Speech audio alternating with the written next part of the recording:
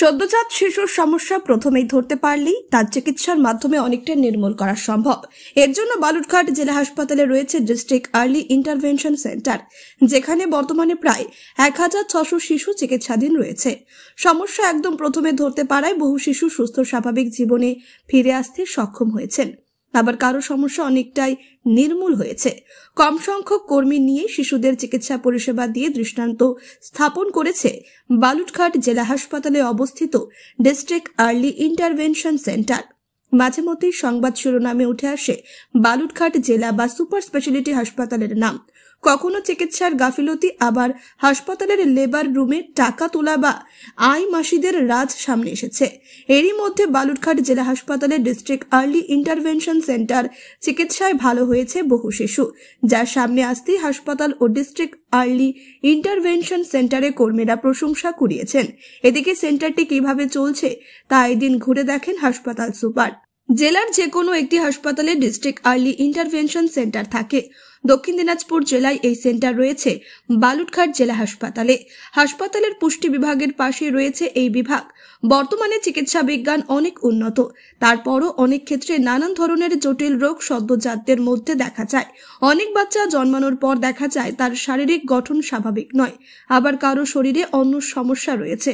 সদ্যজাত শিশু জন্মানোর পর তাদের উপর বিশেষ নজরদারি চালায় ডিস্ট্রিক্ট আর্লি ইন্টারভেনশন সেন্টার।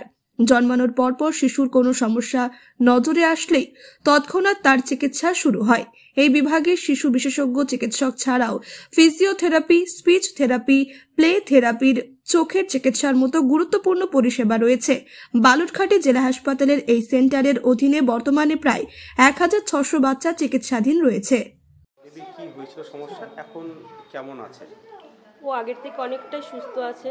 ও সব কিছু ঢিলে ছিল, বসা, হামাগুড়ি দেওয়া, উঠে দাঁড়ানো সব কিছুতেই ঢিলে ছিল। 1 বছরের পর সব থেকে শিখছে। এখন কতটা এখন অনেকটাই সুস্থ, অনেকটাই ভালো। ধরে দাঁড়াতে পারছে, ধরে ধরে হাঁটতে পারছে, কথাও বলছে। হ্যাঁ, কথাও বলছে। এই চিকিৎসাটা কোথায় পেলেন আপনারা? আমি যখন বেবি যখন হয় এসএনসিতে ভর্তি ছিল, সেখান থেকে আমাদের এখানে পাঠিয়েছে। খুব তাড়াতাড়ি যে হ্যাঁ, আমরা 15 দিন বয়স থেকে আসছি এখানে। আর্লি ডিটেকশনের কারণেই কি ও তাড়াতাড়ি সুস্থ হয়ে উঠছে? মানে তাড়াতাড়ি? হ্যাঁ, আমার তো তাই মনে হয়। এখানে এমনি পরিষেবা কিভাবে? হ্যাঁ, খুব ভালো পরিষেবা। বালুরঘাট জেলা হাসপাতালে হ্যাঁ, চলছে। আপনার নামটা? প্রতিমা দাস। স্যার, একটা ছোট বাচ্চা জন্মের সময় ও কান্না করেছিল না, তারপর থেকে নানা সমস্যা দেখা দিয়েছিল। বর্তমানে সে অনেকটাই সুস্থ বলা যেতে পারে, নিজের পায়ে হাঁটছে, কথা বলছো অল্প অল্প করে। এই সাকসেসের পিছনে স্টোরিটা যদি একটু ডিস্ট্রিক্ট আর্লি ইন্টারভেনশন সেন্টার যেটা বালুরঘাট হাসপাতালে আছে, পশ্চিমবঙ্গের মধ্যে একটা জেলা হাসপাতালেই আছে। এই সেন্টারের উদ্দেশ্যই হচ্ছে ছোট ছোট নিউবর্ন বা ইনফ্যান্টদের আর্লি ডিটেকশান করা, কোনো যদি কনজেনিটাল অ্যানোমালি বা কোনো সমস্যা থাকে, যেটা পরে হয়তো আমরা যদি ডিটেকশান হয় আমরা সেটা ট্রিটমেন্ট করতে পারবো না, কিন্তু যদি আমরা আর্লি ডিটেকশান করি সেটাকে যদি আমরা ট্রিটমেন্টের আওতায় আনি আর প্রায় সম্পূর্ণ সুস্থ করতে পারবো।